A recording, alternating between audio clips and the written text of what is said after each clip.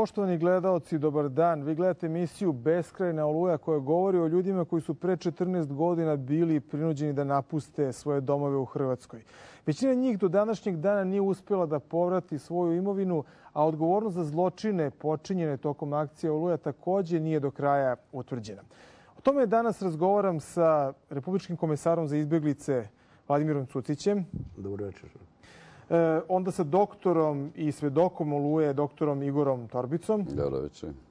I istoričarem i predsjednikom upravnog odbora Naprednog kluba Čedomirom Mantićem. Hvala što ste došli danas u ovu emisiju i pre nego što počnemo razgovor, da pogledamo jedan prilog koji je napravila moja koleginica Nataša Đulić, koji govori o tome, o sudbinama ljudi koji su napustili Krajinu, kako su je napustili, zašto žele da se vrate i šta ih u tome sprečava.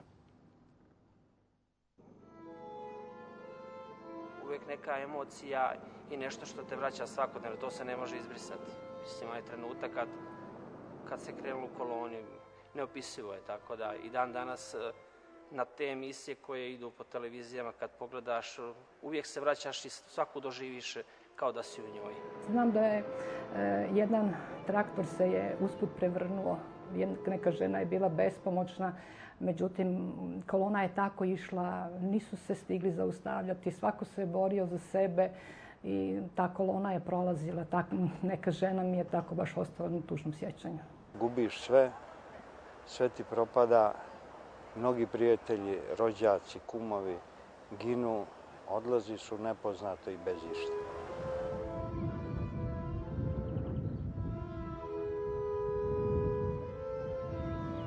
Meni fali to nebo, svjetlo.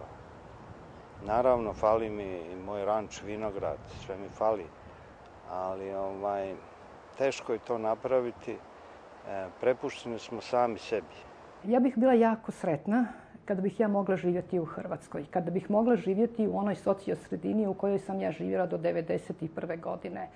Mi izbjeglice koje međusobno ovako i razgovaramo, mi nemamo osjećaj pripadnosti ovdje, niti možemo stvoriti neke prijateljske kontakte sa ljudima koji su starosjedioci. U toj neslušnoj Oluji kad smo došli ovdje, meni je pokojna mater umrla od leukemije. Razbolila se od tuge. Nikad nije bila kod doktora, kod ljekara, ali razbolila se od tuge. I umrla je ovdje. Otac je ostao sam. Ni on nije vidio razlog ostanka, on je to odlučio mnogo ranije, vratio se tamo, tražio se na tom svom ognjištu da napravi tu novu kuću, da obnovi. I sad pitanje da li bi se ja vratio, vrlo teško da kažem nešto, ja sam stvorio ovdje neki život, zaposlio se, oženio se. Morali bi stvarno biti neki ekstra uslov zbog koji bi sad razmišljao da se vratim tamo, da sve ovo sad što sam stvorio ovdje nekih 15 godina, da kažem sad krećem ponovno iznova. Pa to je bilo 3. put iznova.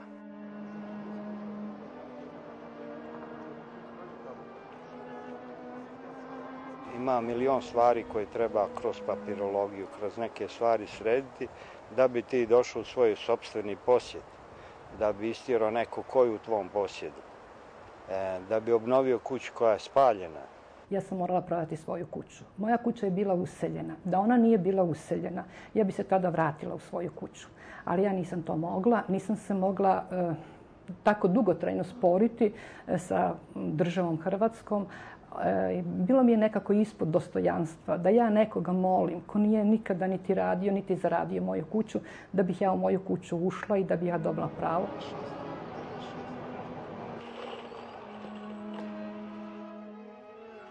Pristali sam toga da se vrate stari jer njih ubija ta tuga za ognjištem. I oni bi trebali. A sad mlađi prije svega trebaju da se steknu uslovi koji ne vjerujem da se mogu. Zato što su sva ta sela pusta, nema tamo, ni oni tamo nemaju šta da rade. A pogotovo mladi kad se vrate šta će da rade? Nema industrije, nema da se bave poljoprivredom. To nije rješenje.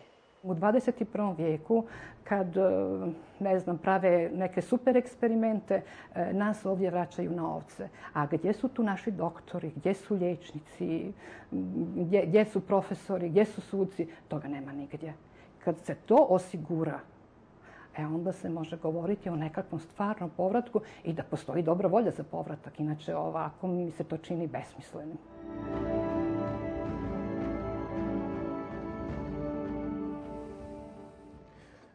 Dakle, vidjeli smo, gospodine Cuciću, koliko je ovo ilustrativno Koji su po vama još razlozi zbog kojih se izbeglice ne vraćaju ili se otežano vraćaju u Hrvatsku?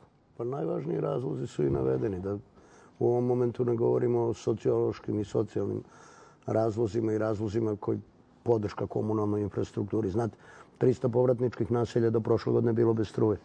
Pričamo o 2007. i 2008. godini. Ali najvažniji razlozi su pre svega ekonomski. 7% povratnika se zaposlilo.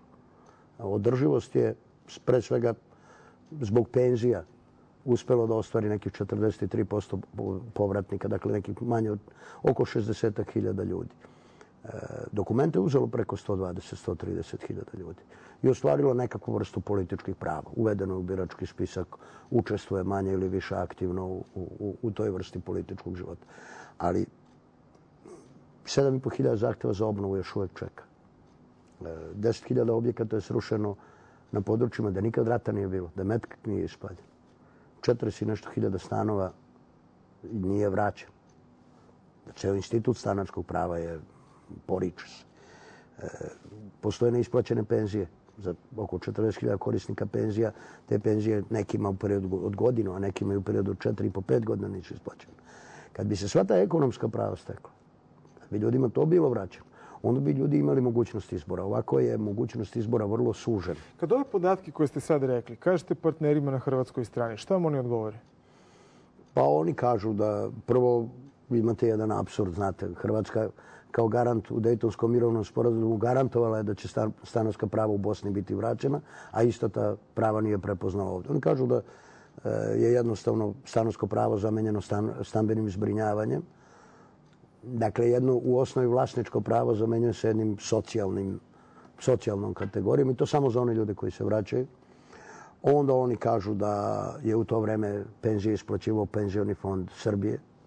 Znate, nije penzioni fond, nisu ti ljudi davali doprinose penzionom fondu Srbije, nego penzionom fondu Hrvatske. Tako da onaj kod koga se stekla obaveza, tu obavezu ne izvršava. Dakle, hoćete reći da oni ne vide u tome ništa sporno? Ne. To ne obećava da će taj problem biti lako i brzo rešen? Mi, evo već unazad godinu i nešto dana, i tekako intenzivno pokušavamo i mislim da je cela država na tom jednakom kursu da pokušavamo da kažemo da je povrat ovih prava preduslov za sve. Ne samo za povratak tih ljudi, nego jednostavno treba da bude izjednačavanje njihovih prava sa pravima ostalih državljana, treba bude preduslov za, ako hoćemo i tako vrlo otvoreno da kažemo, i za ulazak Hrvatske u Evropsku uniju.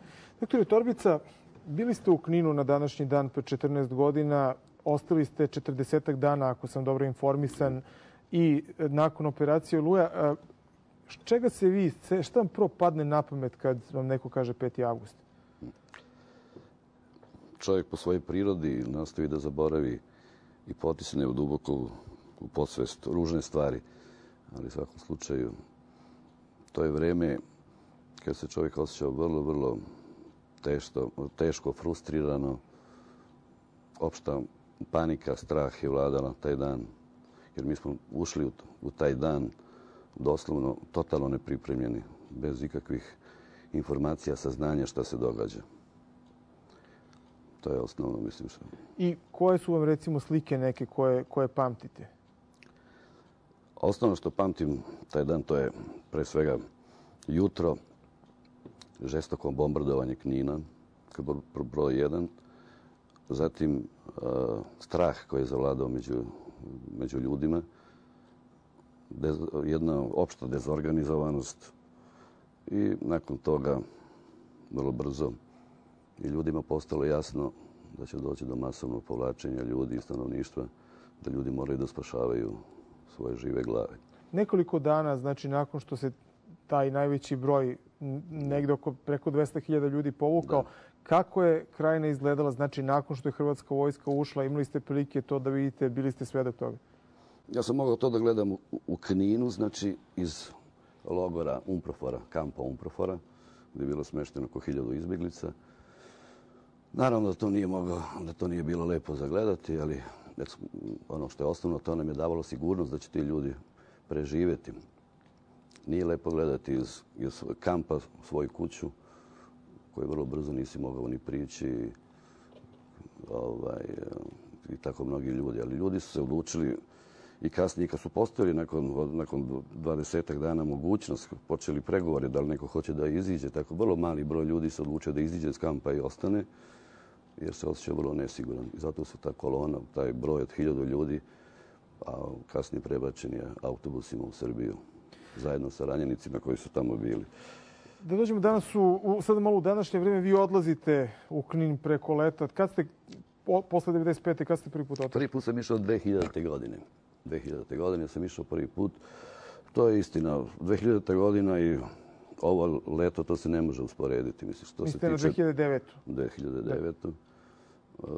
Što se tiče bezbednostne situacije, to je puno bolje i dolazi veliki broj naših ljudi i mlađih ljudi koji su onda bili potpuno deca, dolaze u Krajinu, istina dolaze u svoja sela, ako kod svoga dede, bake, koga imaju i dok imaju. Čim stari ljudi umru, kuća se zatvara i polako i broj ljudi koji dolazi na taj način pada. Znate, znači to su uglavnom praktički poluturisti, želja da se obiđe stari kraj, ali osim toga nekih aktivnosti značajnih nema. I sve ti boravci sve kraće traju. Da. Gospodine Antiću, Napredni klub objavio ovih dana izveštaj o političkim pravima Srba u zemljama regiona. Interesantno je zašto politička prava, kad govorimo o ovim stvarima, uglavnom govorimo o ljudskim pravima.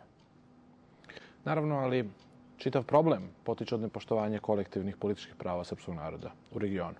Dakle, čitava kriza je počela tako što su zbog kršenja političkih prava, kolektivnih prava, je započelo ukidanje svih prava.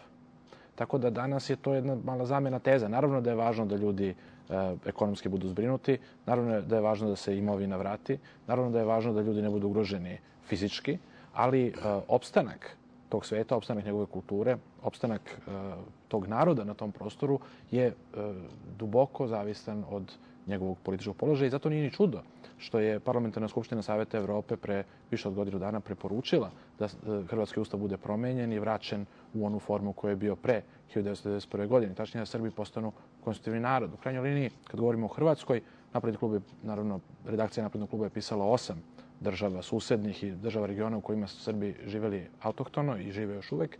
Kad je reč o Hrvatskoj, nije ni čudo da je upravo čitav taj sukob i započeo u trenutku kada je ukinuta konstitutivnost, a to je verovatno jedini narod u Evropi, evo gospodin Cucić je to spomenuo kada smo se spremali za emisiju, u Evropi koji je posle 1945. godine izgubio svoj status i dan danas ga nema. Primećujem da govorite o opstanku, ne govorite o prosperitetu.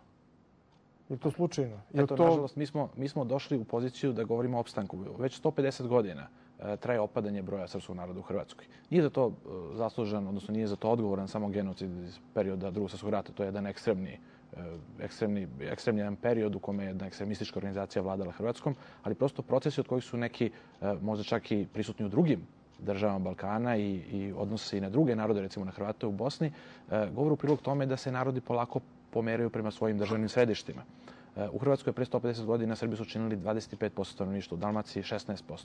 Danas su pali na ispod 5%, 4,5% prema posljednjem popisu. Prema tome mi danas prvo moramo govoriti o opstanku, taj opstanak i politički. Nije samo ekonomski, nije samo reč o ljudskim pravima, nije samo reč o tome da taj narod tamo opstane pa makar se asimilovao, već je reč o tome da je jedan deo srpskog naroda koji je važan za kolektivni identitet srpskog naroda, čija je prošlost važna za opštu istoriju srpskog naroda, da on opstane.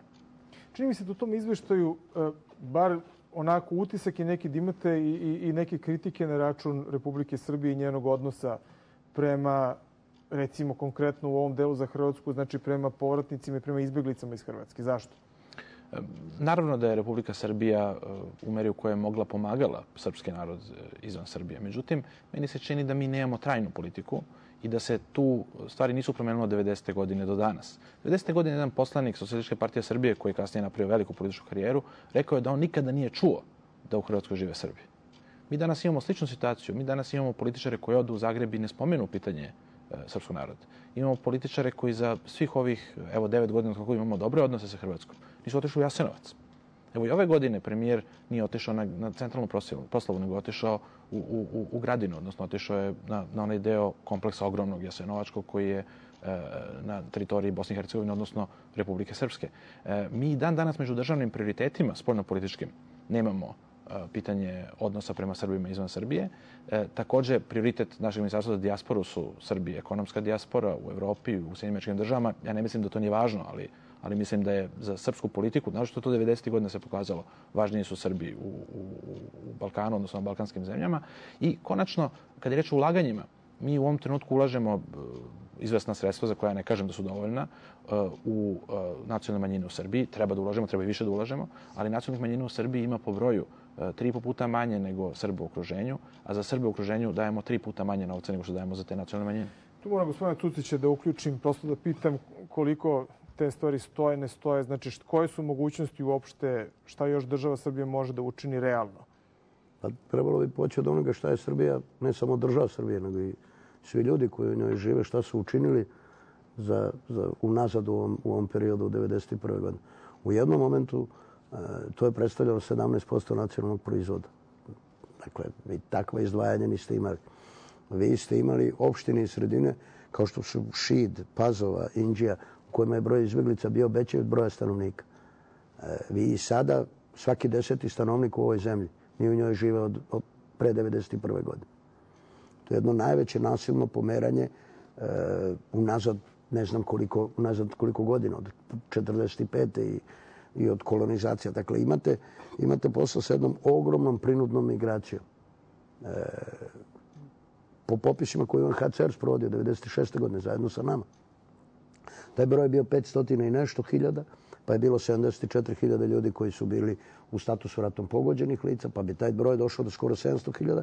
Onda ste na to nadovezalo 200 i kusur hiljada ljudi došlih interno raseljenih sa Kosova i Metohije. Dakle, milion ljudi se pomerilo u Srbiju koja je tada bila pod sankcijama, koja je bila izložena svemu tome, da bi se pomerilo danas. Ja se savršeno slažem sa gospodinom Antićem da je bilo strašnih oscilacija. U jednom momentu je to bilo nemojmo dodatno iritirati Hrvate. Ja ne mislim da je to sada slučaj. Mislim da su aktivnosti u protekle godinu dana jasno pokazale da će se bar u ovom trenutku da kažemo srpska vlast i tekako boriti za ove interese. Ne zbog toga što smatra da je to obaveza Republike Srbije.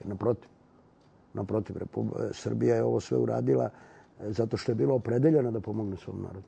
Obaveza je na drugoj strani, obaveza na Republici Hrvatskoj koja mora obezbediti da se prava jednog dela njenih državljana ostvare na način na koji su ostvarena prava svih drugih njenih državljana. Da li je to 4,5%, da li je 0,5%, da li je 20%?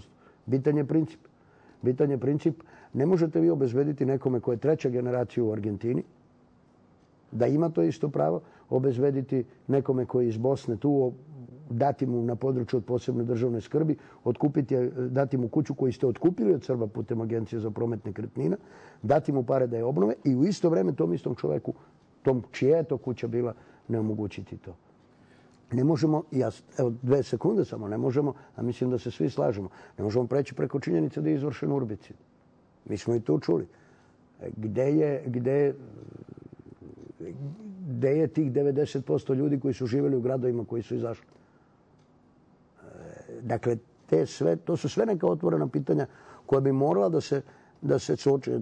Ako je Srbija nekome duguje zrno peska i ako je bilo koga za sve ovo vreme diskriminisala po etničkoj, religioznoj ili bilo koje drugoj osnovi, Srbija mora da nadoknadi to zrno peska i svaku štetu koja je zbog toga nastala. Ali to moraju da urade i svi u okruženju, bar prema svojim državljanima. Doktore Torbica, kada govorite sa svojim, da kažemo, zemljacima iz Knina, iz Krajine, šta oni govore danas? Koji su za njih najveći problemi sa kojima se suočavaju? Da. Najveći broj naših ljudi je evidentno u Srbiji. I najveći broj želi da živi u Srbiji i dobro se i snašli. Kad je Srbiji dobro, i našim ljudima je dobro. Kad Srbiji krene, kad je dobra opšta situacija, i našim ljudima, krajišnicama je dobro. To je jedan vrlo vredan i sposoban i snalažljiv svet. Prema tome, njima ne treba neka velika niti pomoć, nego samo mogućnost da se radi, naravno, kao svim drugim građanima Srbije. Tu nema opšte govora. Problemi su uvijek najizraženiji kod onih koji su najnemoćniji, znači koji su stari, nemoćni, bolesni. To je znači oni teško uspevaju da se ponovo uzdignu iz jednog lošeg položaja. Tu država Srbija treba njima pomoći, pojednostavniti procedure u vezi dobivanja dokumentacije, papira i ostalih stvari gdje se gubi velika količina vremena i novca. To je s jedne strane. Recimo, slažem se sa ovim što ste rekli, oni koji su se prilagodili ovde, pretpostavljam da ne razmišljaju toliko o povratku, ali svako su zainteresovani za imovinu ili za prava koje su imali u Hrvatskoj. Apsolutno. To je opšte poznata stvar šta naše ljude, šta bi trebalo opet, ne samo preko nekih nevladnih organizacija, nego sama država Srbija preko svojih institucija, naravno kontinuirano i uvek kad je u kontaktu sa organima Republike Hrvatske, a to je da se reši pitanje tih tajnih spiskova, da se omogući ljudima da normalno, da se zna ko je za nešto odgovoran, da ljudi mogu normalno kretati se i ostvarivati svoje prava. Naravno, to su uvijek stanarska prava, mogućnost slobodnog izbora i da se, a onda to je ono osnovno što ljude tišti, što bi oni sami, što bi onda omogućilo da se osjećaju i zadovoljnije i brže dođu do...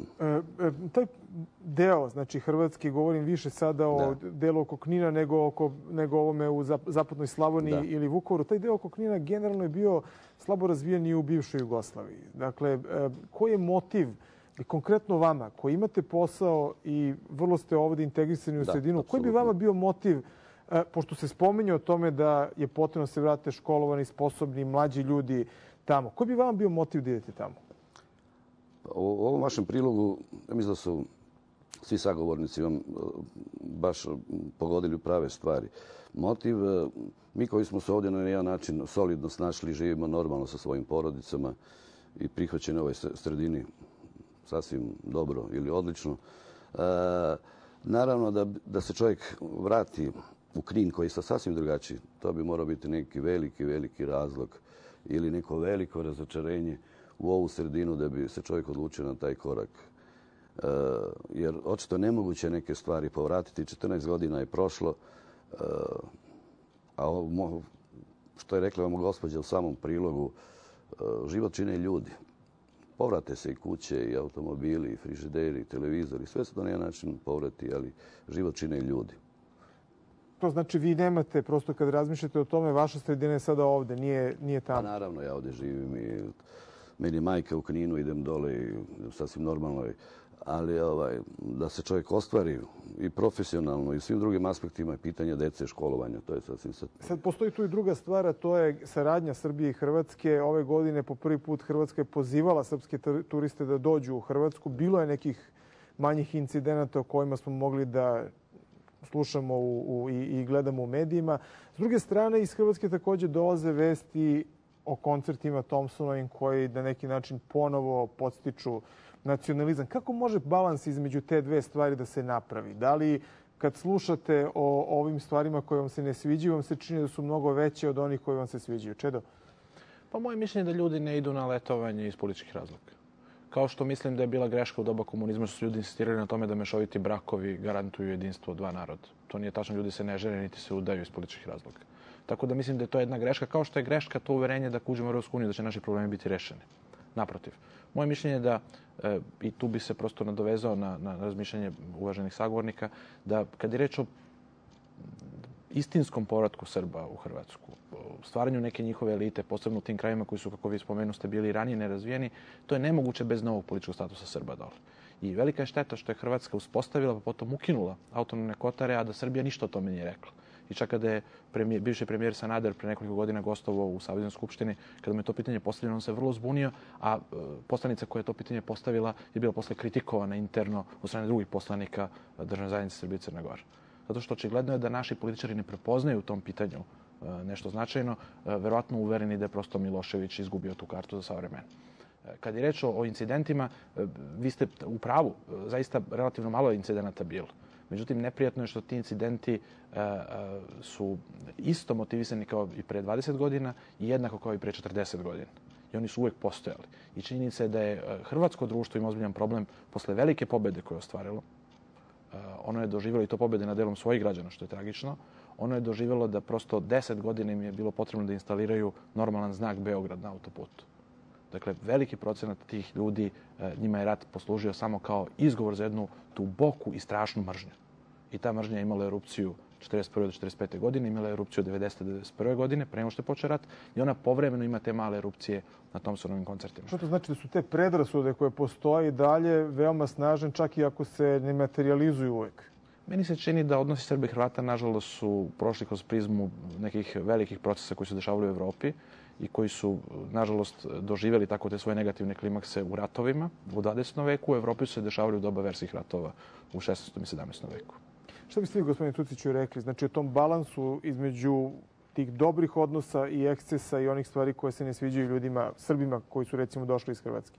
Pa u ovom trenutku ja mislim da u Srbiji imate preko 200 bilborda koji pozivaju na prirodne lepote Hrvatske. Tako li je? Ja sam jako ponosan što nijedan taj bilbord nije ničim, da kažemo, dirnut.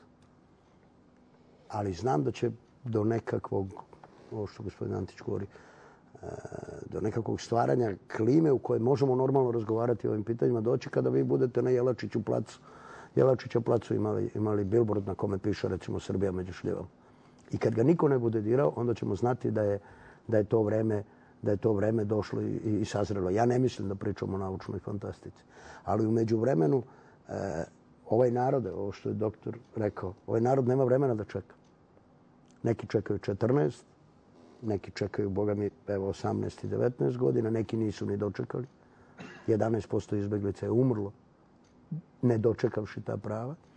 Svi su vidjeli da je moguće vratiti ta prava. Znate, u Bosni je aneksom 7 Daytonskog mirovnog sporazuma obezbeđen povrat tih prava u nekakvom nevjerojatno kratkom roku od 5 ili 6 godina. I sad je to sasvim normalno da vi to pravo imate tamo. Ja mislim da naš ukupan fokus treba da bude na tome da se tim ljudima vrate ta prava, a oni će lako odlučiti. Oni će lako odlučiti da li će ostati ovdje, da li će se vratiti, ovako je ovo sada. 14 godina je prošlo zato što nije bilo mogućnosti izbora. Ako mogu samo da primetim, rekli ste 14 godina, rekli ste 18 godina, a onda o tome svemu govorite u jednom vrlo neodređenom futuru. Znači, u nekom vremenu treba da se vrati. Mnogi od tih ljudi već dolaze u godine kad nemaju vremena da čekaju te neke neodređene stvari. Šta mislite da bi se u neposrednoj budućnosti, u narednih godinu, 2 ili 3 moglo dogoditi, recimo u odnosima Srbije i Hrvatske, po pitanju onih ljudi koji su iz Hrvatske prebegli u Srbiju? Ja ne bih to posmatrao kao srpski i hrvatski odnos. Odnose Srbije i Hrvatske. Znate, vi imate masu ljudi koji su sada u Americi, u Kanadi, u Australiji. Pa to nisu hrvatsko-australiji. Ali oni očekuju da ih neko zastupa. Bez obzira na sve, oni ne mogu sami sebe da zastupaju. Očekuju od Srbije da bude taj neko ko će u ime njihovo da govori. I Srbija, evo, bar ja govorim sa stanovišta ovih godina dana, i procesa koji je otvoren u Ženevi prošlog decembra, kada je konačno prepoznato da je Srbija među 5 zemalja u svetu sa trajnom ili produženom izbegličkom situacijom, pa do danas na svim našim insistiranjima i svim otvaranjima Srbija je želi da se ovo pitanje postavi kao u naredne 2 godine, jer smatramo da su samo 2 godine ključne. Neka to bude predloslov za svačiji ulaz. Znate kako su se stavljali uslovi pred nas? Neka se stave i uslovi, da to ne bude samo Piranski zaliv, koji je ozbiljno pitanje. Neka se upravo pitanje poštovanja dela svojih državljana stavi, i mi ćemo na tome insistirati, stavi kao preduslov za ulazak u Uniju. Čedo, to realno? Naravno da jeste. Sa tim što bih ja dodao da i pitanje političkog statusa isto važno. Za opstanak uopšte srpskog naroda kao kolektiviteta. Važno je da izbeglice se vrate, prognani da se vrate. Ja prije koristim taj izraz prognani. Važno je da ti ljudi dobiju ono što je njihovo i što im je nepravedno oduzeto, ali prosto za budućnost je važno da bude i buduće generacije na tom prostoru. Doktor Torbica, samo za kraj, dakle, da li vi kao neko ko redovno odlazi tamo i od drugačije neke odnose sa krajinom, sa Kninom, da li vi vidite u narednih godinu ili 2 mogućnost za neku bitnu promjenu? Da li imate osjećaj tako? Moramo se nadati i biti optimisti. A ostalo je na na odgovornim strukturama da učine maksimum što se može uraditi. Vreme ističe. Kao i u ovoj emisiji, hvala vam puno na gostovanju u današnjoj emisiji. Poštovani gledalci, gledali ste emisiju Beskrajna oluja posvećenu onima koji su pre 14 godina bili prinuđeni da napuste svoje domove u Hrvatskoj. Ostanite uz RTS.